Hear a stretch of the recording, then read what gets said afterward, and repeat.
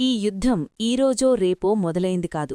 దీని వెనక 1979 నాటి ఇరాన్ విప్లవం ఉంది. అంతకుముందు ఇరాన్ మరియు ఇజ్రాయెల్ స్నేహితులుగా ఉండేవి. కాని విప్లవం తర్వాత ఇరాన్ ఇజ్రాయెల్ను ఒక దేశంగా గుర్తించడానికి నిరాకరించింది. Proxy war. ఇరాన్ నేరుగా యుద్ధం చేయకుండా ఇజ్రాయెల్ చుట్టూ ఉన్న గ్రూపులకు అంటే హమాస్, హిజ్బుల్లా, హౌతీలకు ఆయుధాలు మరియు డబ్బు ఇచ్చి ప్రోత్సహించింది. అక్టోబర్ 7 ఘటన. 2023 అక్టోబర్ 7న హమాస్ ఇజ్రాయెల్పై దాడి చేయడంతో ఈ మంటలు మళ్లీ రాజుకున్నాయి. ఇజ్రాయెల్ దీనికి బదులుగా గాజాపై యుద్ధం ప్రకటించింది. Direct attack. 2024 ఏప్రిల్లో సిరియాలోని ఇరాన్ కాన్సులేట్పై ఇజ్రాయెల్ దాడి చేసిందని ఆరోపిస్తూ ఇరాన్ చరిత్రలో మొదటిసారిగా తన భూభాగం నుండి ఇజ్రాయిల్పై వందలాది క్షిపణులను ప్రయోగించింది. దీంతో ఇది కేవలం చిన్న గ్రూపుల మధ్య పోరు కాకుండా రెండు దేశాల మధ్య ప్రత్యక్ష యుద్ధంగా మారింది. ఎవరికి ఎంత నష్టం జరుగుతోంది? ఈ యుద్ధంలో విజేతలు ఎవరూ లేరు. కేవలం నష్టపోయేవారు మాత్రమే ఉన్నారు. మానవ ప్రాణనష్టం. గాజాలో వేల మంది సామాన్యులు ప్రాణాలు కోల్పోయారు. ఇజ్రాయిల్లో కూడా రాకెట్ దాడుల వల్ల ప్రజలు భయం నీడలో బతుకుతున్నారు. లెబనాన్ సరిహద్దుల్లో వేలాది కుటుంబాలు నిరాశ్రయులయ్యారు. ఆర్థిక నష్టం. ఇరాన్ ఇప్పటికే అమెరికా విధించిన ఆంక్షల వల్ల ఆర్థికంగా కుంగిపోయింది. ఈ యుద్ధం వల్ల వారి కరెన్సీ విలువ మరింత పడిపోయింది. ఇజ్రాయెల్ కూడా తన రక్షణ కోసం రోజుకు 100 కోట్లు ఖర్చు చేస్తోంది. ప్రపంచ ప్రభావం. ఈ ప్రాంతం గుండా ప్రపంచానికి కావలసిన క్రూడాయిల్ సరఫరా అవుతోంది. యుద్ధం తీవ్రమైతే పెట్రోల్, డీజిల్ ధరలు పెరిగి అన్ని దేశాల్లో వస్తువుల ధరలు ఆకాశాన్ని తాకుతాయి. ఎవరికి ఎంత మద్దతు ఇస్తున్నాయి? ప్రపంచం ఇప్పుడు 2 వర్గాలుగా విడిపోయింది. అమెరికా తన అతిపెద్ద యుద్ధ నౌకలను మిడిలీస్ట్కు పంపి ఇరాన్ నేరుగా పెద్ద దాడి చేయకుండా హెచ్చరిస్తోంది. వాడిన ఆయుధాలు, డ్రోన్లు మరియు మిసైల్ టెక్నాలజీ. ఈ యుద్ధంలో అత్యాధునిక సాంకేతికతను వాడుతున్నారు. ఇరాన్ ఆయుధాలు. ఇరాన్ దగ్గర తక్కువ ఖర్చుతో తయారయ్యే షాహిద్ డ్రోన్లు ఉన్నాయి. ఇవి గాలిలో నెమ్మదిగా వెళుతూ టార్గెట్ను ఢీకొట్టి పేలిపోతాయి. అలాగే సుదూర లక్ష్యాలను ఛేదించే బలిస్టిక్ మిసైళ్లు కూడా ఉన్నాయి. ఇజ్రాయెల్ రక్షణ. ఇజ్రాయెల్ దగ్గర ప్రపంచంలోనే అత్యుత్తమ రక్షణ వ్యవస్థ ఉంది. శత్రువుల రాకెట్లు గాలిలో ఉండగానే వాటిని గుర్తించి పేల్చేసే ఐరన్ డోమ్, భారీ క్షిపణులను అడ్డుకునే ARO-3 వ్యవస్థలను వాడుతున్నారు. సైబర్ యుద్ధం. క్షిపణుల కంటే ప్రమాదకరమైనది సైబర్ దాడులు. ఒకరి దేశంలోని పవర్ గ్రిడ్లను, కమ్యూనికేషన్ వ్యవస్థలను హ్యాక్ చేయడం ద్వారా దేశాన్ని స్తంభింపచేస్తున్నారు. అణు ఆయుధాల కథ. అందరూ భయపడుతున్నది న్యూక్లియర్ వెపన్స్ గురించి. ఇరాన్ పరిస్థితి. ఇరాన్ వద్ద ప్రస్తుతం అఫీషియల్గా అణుబాంబు లేదు.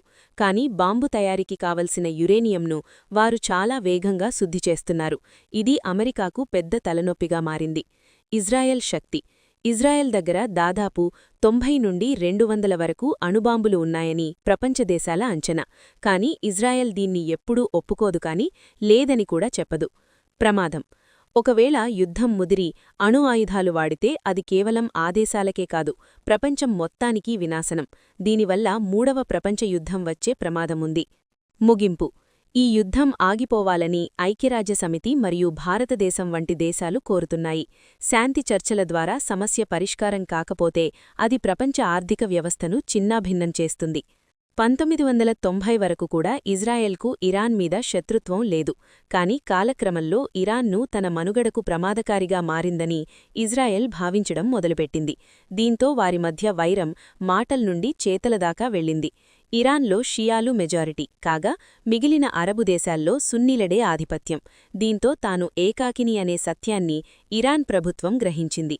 దీంతో ఏదో ఒకరోజు తన సొంత ప్రాంతంలోనే తనపై దాడి జరగవచ్చు అనే ఉద్దేశంతో ఇరాన్ హిజ్బుల్లాను పుట్టించింది. 1992లో ఇరాన్కు సంబంధించిన ఇస్లామిక్ జిహాదీ గ్రూపు బ్యూనస్ ఎయిర్స్లోని ఇజ్రాయెలీ ఎంబసీని పేల్చివేసి 29 మంది మృతికి కారణమైంది. దానికి కొన్ని రోజుల ముందే హిజ్బుల్లా నేత అబ్బాస్ అల్ ముసావీ హత్యకు గురవడం జరిగింది. ఈ హత్య ఇజ్రాయిలీ ఇంటెలిజెన్స్ సర్వీసెస్కు ఆపాదించడం జరిగింది. ఇరాన్ అణు కార్యక్రమాన్ని అడ్డుకోవడానికి ఇజ్రాయెల్ ఎప్పుడూ తహతహలాడుతూ ఉండేది.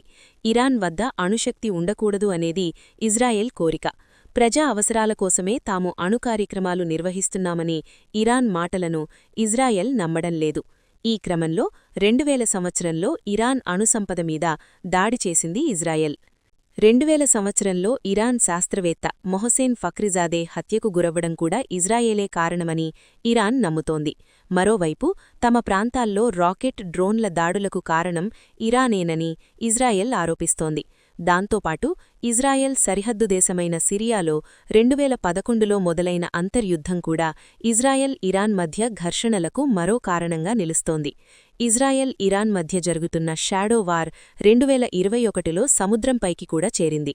ఆ ఏడాది గల్ఫ్ ఆఫ్ ఒమన్లో తమ నౌకలపై జరిగిన దాడికి ఇరానే కారణమని ఇజ్రాయెల్ ఆరోపించగా, ఎర్ర సముద్రంలో తమ నౌకలపై దాడులకు ఇజ్రాయెలే కారణమని ఇరాన్ ఆరోపించింది. తర్వాత ఇజ్రాయెల్, హమాస్ల మధ్య జరుగుతున్న అంతర్యుద్ధం కూడా ఇప్పుడు ఇరాన్, ఇజ్రాయెల్ మధ్య యుద్ధానికి దారితీసింది. ప్రస్తుతం ఇరాన్పై ఇజ్రాయెల్ దాడులు చేయడానికి కారణం మాత్రం అణు కార్యక్రమం అని చెప్తున్నారు. ఇరాన్ అణువాయుధాలు తయారుచేస్తోంది. వాళ్ల దగ్గర ఆ ఆయుధాలు వస్తే ఆ దేశం మరింత బలంగా తయారవుతుంది. ఇది ఇజ్రాయెల్ అస్తిత్వానికి ముప్పుగా పరిణమిస్తుంది. ఈ కారణంగా అది భయపడుతోంది. ఇరాన్ ఇప్పుడు 9 అణువాయుధాలకు సరిపడా యురేనియంను కలిగి ఉంది. ఇరాన్ అణువాయుధాలు తయారు చేయడానికి మునుపెన్నడూ లేని విధంగా చర్యలు తీసుకుంటోందని, దీన్ని ఆపకపోతే ఇజ్రాయెల్కు అది తక్షణమూ మరియు స్పష్టమైన ప్రమాదమని నెతన్యాహు అన్నారు. అయితే ఈ రెండు దేశాల మధ్యన సంధి కుదిరేలా అమెరికా ప్రయత్నించింది. అమెరికా ప్రధాని ట్రంప్ ఇరాన్తో అణు ఒప్పందానికి చాలా ప్రయత్నించారు. ఆ దేశాన్ని భయపెట్టారు, బుజ్జగించారు, అన్నీ చేశారు. కాని ఇరాన్ మాత్రం అణు ఒప్పందానికి ఒప్పుకోలేదు. ఒకవేళ అదే కనుక జరిగి ఉంటే ఇజ్రాయెల్ దాడులను చేసి ఉండేది కాదనే వాదన కూడా ఉంది. ఇజ్రాయెల్కు అమెరికా అన్ని రకాలుగా సహాయం చేస్తోంది కాబట్టి దాని మాటను వినే అవకాశం ఉంది. కాని అణు ఒప్పందం ఎప్పుడు కుదరలేదో ఇజ్రాయెల్ అమెరికా మాటను పక్కన పెట్టేసింది. వద్దని చెబుతున్నా దాడులను చేస్తోంది.